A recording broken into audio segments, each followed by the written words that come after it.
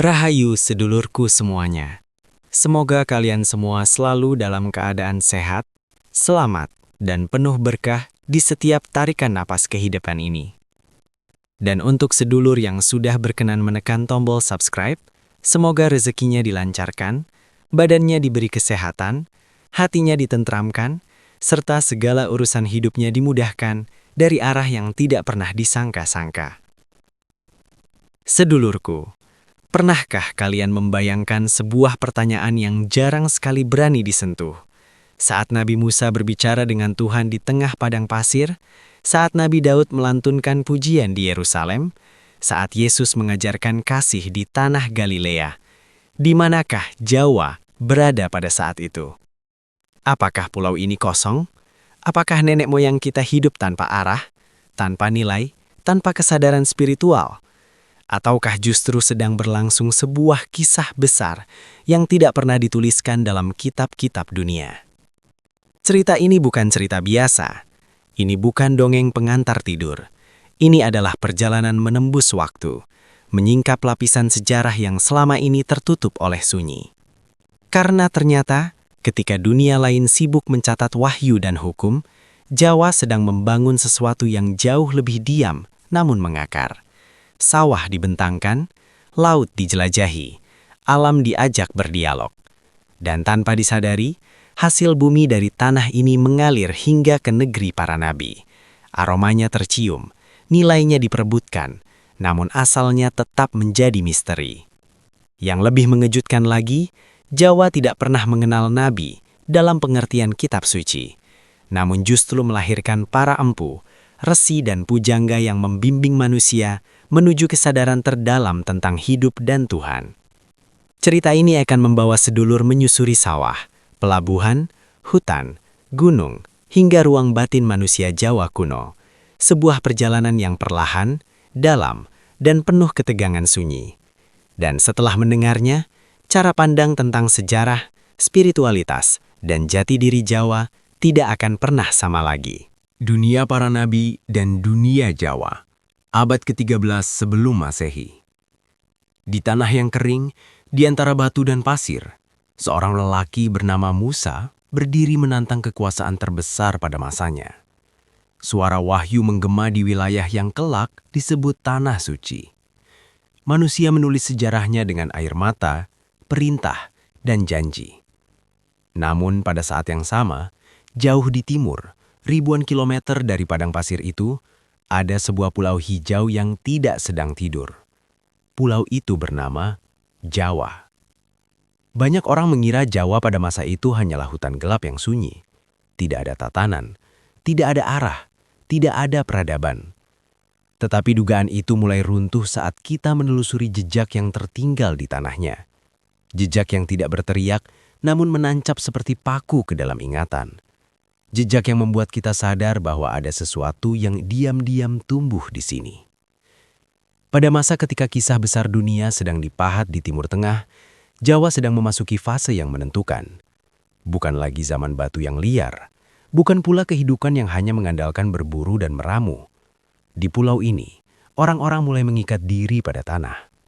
Dan ketika manusia mengikat diri pada tanah, peradaban biasanya segera menyusul. Bayangkan sebuah lembah subur di kaki gunung api. Tanahnya hitam, lembut, dan kaya. Air mengalir dari mata air, menyusuri lereng, lalu menghilang di antara pepohonan. Di tempat seperti itu, seseorang menancapkan benih, lalu menunggu, lalu merawat, lalu menghitung waktu, lalu belajar memahami musim. Dan pelan-pelan, sebuah pengetahuan lahir.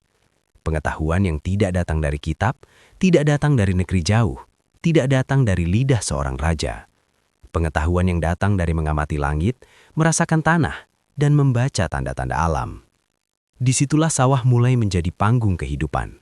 Disitulah padi mulai menjadi lebih dari sekedar makanan. Ia menjadi pusat ritme masyarakat.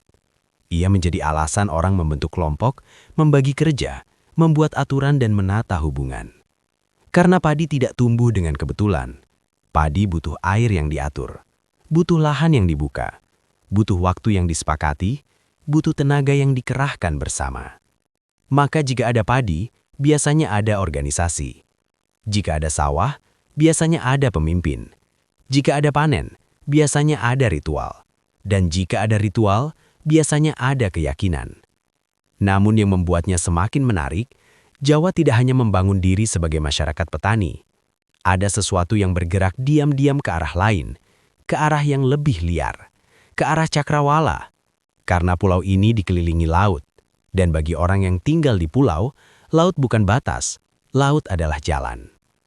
Suatu hari dari pesisir yang panjang, seseorang menatap ombak dan merasa terpanggil. Mungkin ia tidak punya peta, mungkin ia tidak tahu nama negeri seberang, tetapi ia punya naluri, ia punya rasa ingin tahu, ia punya keberanian.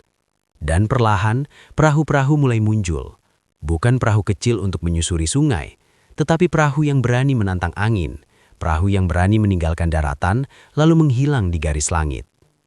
Di saat itu dunia barat sedang mengira pusat semesta ada di sekitar mereka. Tetapi di sini, di Jawa, ada gerak lain yang tidak dicatat oleh penulis istana. Gerak orang-orang yang tidak membawa mahkota, namun membawa keberanian. Mereka tidak menaklukkan negeri orang. Mereka tidak membawa pasukan. Mereka membawa barang. Mereka membawa hasil bumi.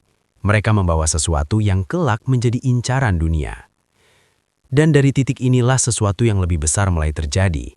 Karena perdagangan selalu melahirkan jejaring, dan jejaring selalu melahirkan pertemuan. Sementara Musa memimpin kaumnya keluar dari Mesir, ada komoditas dari tanah jauh yang mulai mengalir ke pelabuhan-pelabuhan asing. Bukan lewat satu tangan, bukan lewat satu kapal, tetapi lewat rangkaian panjang manusia-manusia yang saling terhubung tanpa saling mengenal. Ada barang yang harum, ada barang yang tajam aromanya, ada barang yang mahal nilainya. Dan barang-barang itu membuat orang di negeri jauh bertanya-tanya, berasal dari mana semua ini? Namun pada saat itu, Jawa tetap seperti bayangan. Ia hadir, tetapi namanya tidak disebut. Ia memberi, tetapi wajahnya tidak terlihat. Dan justru karena itulah, rasa penasaran mulai membesar.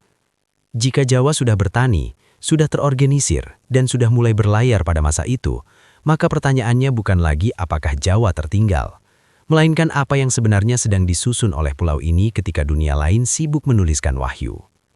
Karena ada satu hal yang lebih mengejutkan dari sawah dan perahu. Ada sesuatu yang jauh lebih sunyi namun jauh lebih dalam. Sesuatu yang tidak terlihat di pasar, tidak terdengar di pelabuhan, namun terasa di seluruh napas kehidupan mereka. Spiritualitas. Dan di Jawa, spiritualitasnya bukan tentang kitab yang turun dari langit, bukan tentang hukum yang tertulis di batu, bukan tentang firman yang dibacakan di depan umat. Spiritualitasnya tumbuh dari tempat yang lebih dekat dari langit, lebih dekat dari istana, lebih dekat dari kata-kata. Ia tumbuh dari gunung yang menjulang, dari hutan yang gelap, dari sungai yang mengalir tanpa henti, dari laut yang berdebur seperti nafas raksasa. Dan saat kita menyadari itu, bab ini berubah menjadi pintu menuju sesuatu yang lebih besar. Karena apapun yang terjadi di Jawa setelahnya, semua berawal dari hubungan mereka dengan alam. Hubungan yang tidak sekedar memanfaatkan, tetapi menghormati. Jawa dan laut yang membuka dunia. Laut selalu berbicara dengan cara yang berbeda. Ia tidak memerintah. Ia tidak memaksa. Ia memanggil. Dan orang-orang Jawa kuno mendengar panggilan itu jauh sebelum dunia menaruh nama pada mereka. Di pesisir utara pulau ini, ombak datang dan pergi seperti napas panjang yang tak pernah lelah. Setiap pasang membawa kemungkinan. Setiap surut meninggalkan jejak. Dan di antara bunyi kayu, angin dan air asin, manusia belajar satu hal penting. Bahwa dunia tidak berhenti di batas pantai. Perahu-perahu mulai dibangun bukan sekadar untuk mencari ikan.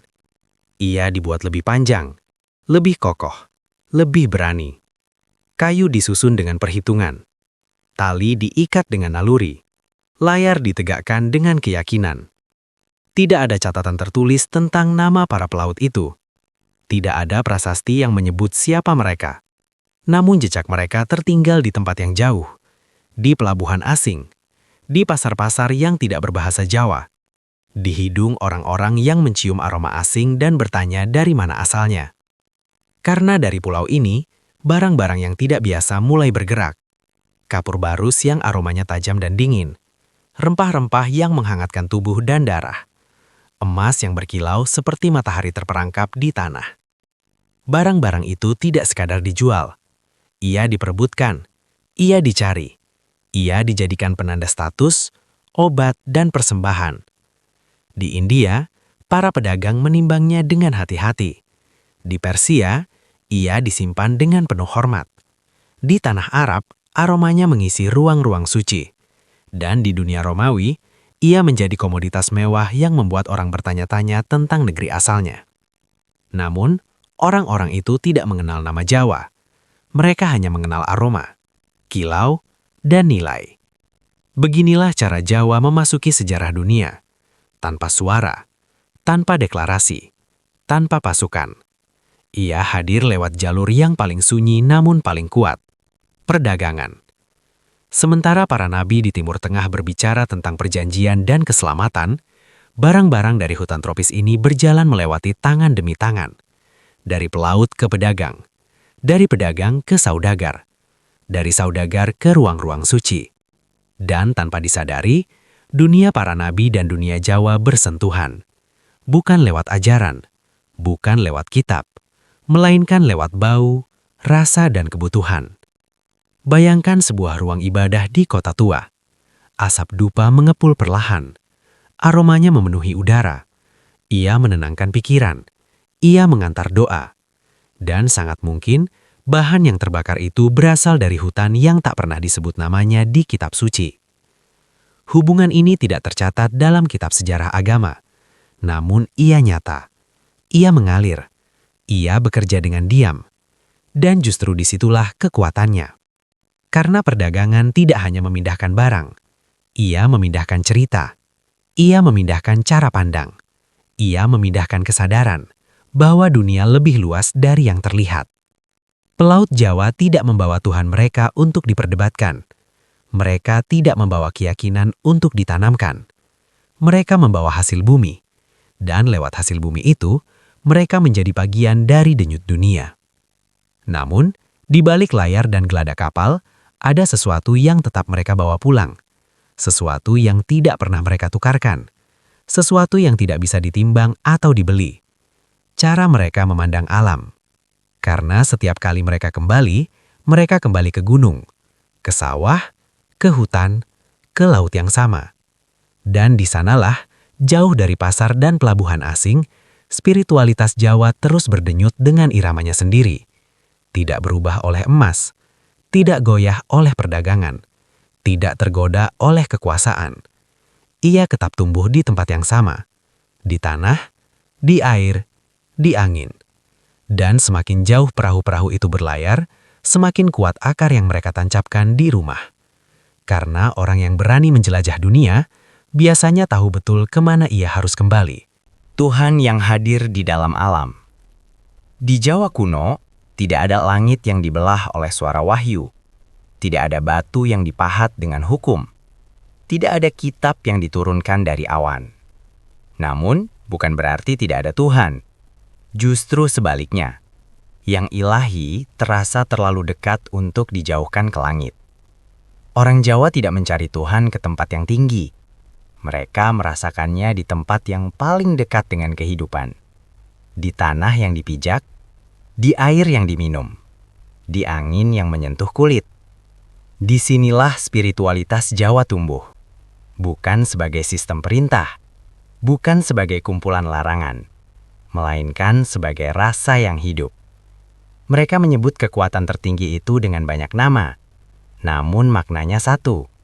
Sesuatu yang tidak bisa dilukiskan, tidak bisa dibayangkan, tidak bisa ditangkap oleh kata. Tan keno kinayang apa? Sesuatu yang tidak bisa diapa-apakan. Bukan karena ia tidak ada, tetapi karena ia terlalu ada. Dari kekuatan inilah segala sesuatu memancar. Gunung yang berdiri kokoh, hutan yang gelap dan dalam, sungai yang mengalir tanpa henti, laut yang tak pernah bisa dipeluk sepenuhnya. Tempat-tempat itu bukan disembah, ia dihormati, ia dijaga, ia diperlakukan sebagai ruang suci. Bukan karena batu itu Tuhan, bukan karena pohon itu Tuhan, melainkan karena yang ilahi hadir di dalamnya. Inilah cara Jawa memahami ketuhanan, bukan sebagai sosok yang jauh, melainkan sebagai napas yang menyusup ke segala hal. Dan di antara manusia dan kekuatan ini, ada jembatan. Jembatan itu bernama leluhur. Orang-orang yang telah meninggal tidak dianggap hilang. Mereka dianggap pulang. Pulang ke asal, namun tetap menjaga. Para leluhur yang dianggap bijaksana dan sakti dipandang sebagai penjaga keseimbangan, sebagai penghubung antara yang kasat mata dan yang tak terlihat. Mereka tidak membawa hukum baru, tidak membawa kitab. Mereka menjaga ingatan, menjaga tatanan, menjaga harmoni.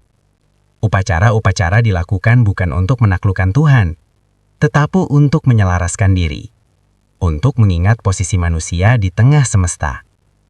Ada waktu menanam, ada waktu panen, ada waktu membersihkan desa, ada waktu menghormati arwah. Semua dilakukan dengan kesadaran yang sama, bahwa hidup adalah bagian dari lingkaran besar. Dan siapapun yang merusak lingkaran itu, akan merusak dirinya sendiri. Karena itulah spiritualitas Jawa tidak menuntut penaklukan alam. Ia menuntut kehati-hatian, kesabaran, dan rasa hormat.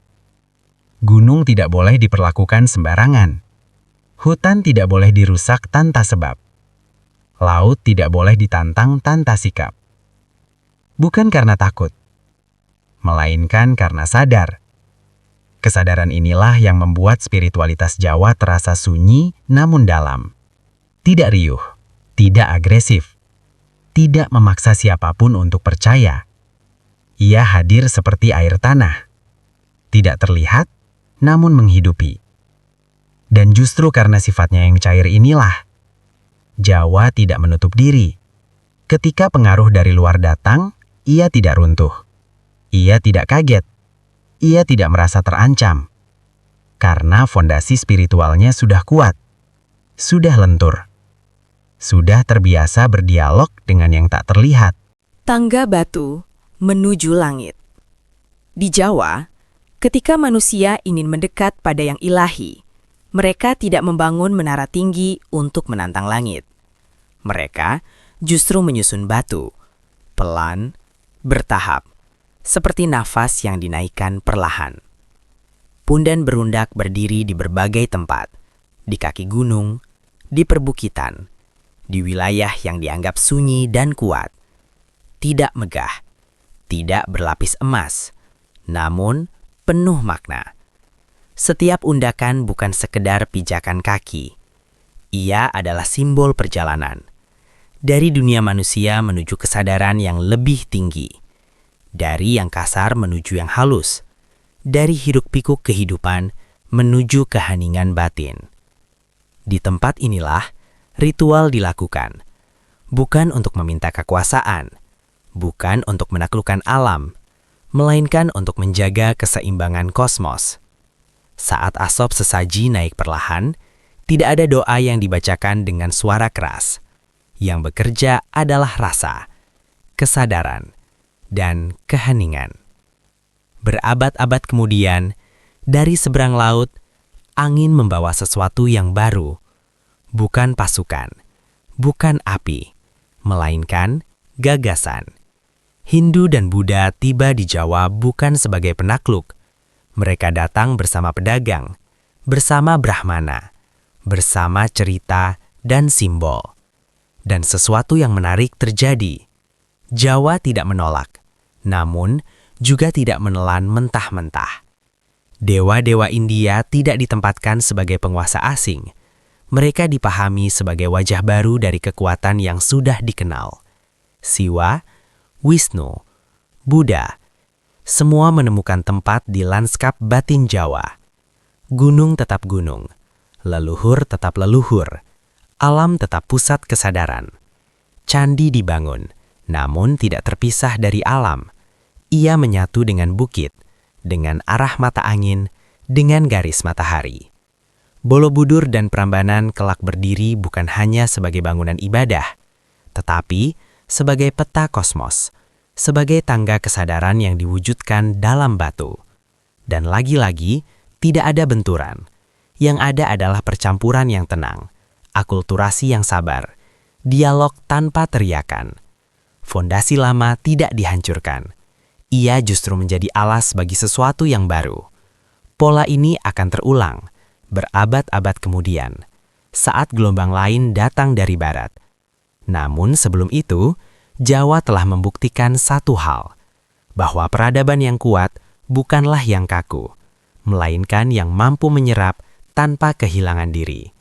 Dan di balik semua itu, ada figur-figur sunyi yang bekerja dalam diam. Bukan raja, bukan dewa, melainkan manusia-manusia yang menjaga api kebijaksanaan. Nabi tanpa kitab, wahyu tanpa langit. Di Jawa, tidak pernah ada seseorang yang turun dari gunung membawa hukum tertulis. Tidak ada satu malam ketika langit terbuka dan suara memerintah manusia untuk tunduk. Namun justru disitulah keanehannya bermula. Karena meskipun tanpa nabi dalam pengertian formal, Jawa tidak pernah kehilangan arah. Tidak liar, tidak kosong, tidak tanpa nilai. Di tengah hutan, di lereng gunung, di tepian sungai, muncul sosok-sosok sunyi. Mereka tidak mengenakan mahkota, tidak memimpin pasukan, tidak mengklaim berbicara atas nama Tuhan. Mereka disebut empu, disebut resi, disebut pujangga. Mereka tidak menerima wahyu dari langit. Mereka menurunkannya dari batin. Laku mereka berat, sunyi, panjang, berpuasa, menyepi, mengosongkan diri dari ambisi dunia. Bukan untuk melarikan diri dari kehidupan, melainkan untuk memahaminya sampai ke akar. Dari laku inilah lahir ajaran yang tidak ditulis sebagai hukum, tetapi ditanam sebagai kesadaran. Ajaran tentang dari mana manusia berasal, kemana ia akan kembali, dan bagaimana seharusnya ia hidup di antara keduanya. Sangkan Paraning Dumadi, kesadaran bahwa hidup bukan kebetulan, bahwa manusia datang dari sumber yang sama dan akan pulang ke asal yang sama. Memayu Hayuning Bawono, etika untuk menjaga keindahan dan keseimbangan dunia. Bukan hanya dunia manusia, tetapi seluruh semesta. Manunggaling Kawulo lan Gusti, puncak perjalanan batin, saat jarak antara hamba dan yang ilahi menghilang. Bukan karena manusia menjadi Tuhan, tetapi karena ego lenyap sepenuhnya. Ajaran ini tidak diajarkan dengan ancaman, tidak disebarkan dengan paksaan. Ia ditularkan lewat teladan, lewat sikap hidup, lewat rasa. Karena bagi Jawa kebenaran yang dipaksakan akan patah, namun kebenaran yang dirasakan akan tinggal. Para pujangga menulis dalam bentuk tembang, dalam kisah, dalam simbol. Wayang bukan sekedar hiburan, ia adalah cermin batin manusia. Perang bukan tentang menang dan kalah, melainkan tentang pergulatan rasa, nafsu, dan kesadaran. Tidak ada istilah dosa yang dicatat. Yang ada adalah selaras atau tidak selaras, tepat atau melenceng dari irama semesta. Inilah sebabnya spiritualitas Jawa terasa lentur. Ia tidak menutup diri. Ia tidak merasa terancam oleh yang datang dari luar. Karena ia tidak berdiri di atas teks. Ia berdiri di atas pengalaman. Dan pengalaman tidak bisa digoyahkan hanya dengan kata-kata. Saat nanti gelombang baru datang membawa nama Tuhan yang diucapkan dengan cara berbeda, fondasi ini sudah siap. Tidak untuk melawan, tetapi untuk menyambut. 2 jalur, 1 kesadaran. Berabad-abad setelah perahu-perahu pertama meninggalkan pesisir Jawa, gelombang baru datang dari arah yang sama. Namun kali ini, yang terbawa bukan hanya barang. Yang datang adalah nama. Nama tentang Tuhan yang disebut dengan jelas. Nama yang diucapkan dengan iman dan keyakinan. Islam tiba di tanah Jawa tidak sebagai petir yang memecah langit. Ia datang seperti hujan yang jatuh perlahan, menyerap ke tanah yang sudah lama siap menerima air. Para pembawanya bukan penakluk. Mereka pedagang, guru, dan orang-orang yang paham betul bahwa jiwa Jawa tidak bisa disentuh dengan paksaan. Di titik inilah, sesuatu yang jarang terjadi dalam sejarah dunia berlangsung dengan sunyi. Bukan benturan antara iman lama dan iman baru, melainkan perjumpaan 2 cara memahami yang ilahi.